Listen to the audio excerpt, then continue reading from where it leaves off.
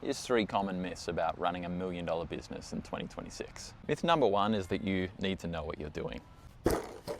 And honestly, it's probably the biggest myth because the vast majority of businesses that I've worked with, over $1 million, they're still hardcore guessing about what they're doing. It's not out of ignorance or anything like that. It's just that there are so many variables at that level of business that there are no definites. Now, what's the core difference between sub-$1 million business and one that's over $1 million is usually that they've started working towards solving their revenue problem. How are they getting enough cash to operate? That's a huge battle for so many businesses, and many don't even get that far. So once they have, it means that the business owner or the business owners feel like they're kind of, up to the next level, up to the next task, and they think they can probably repeat what got them to that success, and they hit their first bottleneck. People. People is going to be the first bottleneck of the $1 million plus business.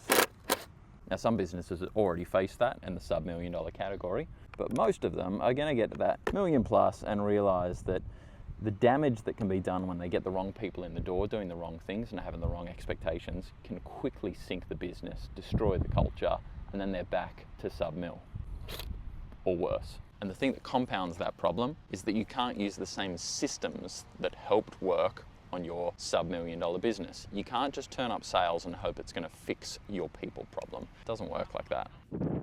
The second myth, this might seem really weird and ironic. People think it gets more complicated, but it rarely does. What it mostly does is that the information you need to continue to grow your business is in a different place than what you were looking at previously.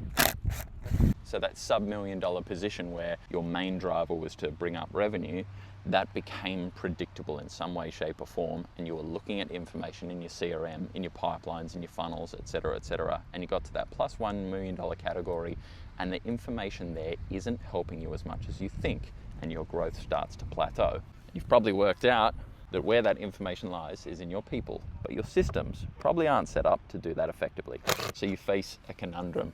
Do you keep turning up sales and keep increasing the people issues that you've got? Or do you spend the time and energy to rejig your people systems so you're gathering the right information, gathering the right intelligence? It's starting to rain. See that? Drones on the beach, surf lifesavers, using new technology. I think they're doing surf patrol, I'm not sure. Checking out for sharks, checking out for rips, checking out for conditions. Not really sure. That's innovation, baby.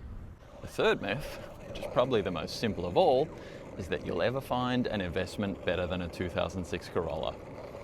And you're wrong.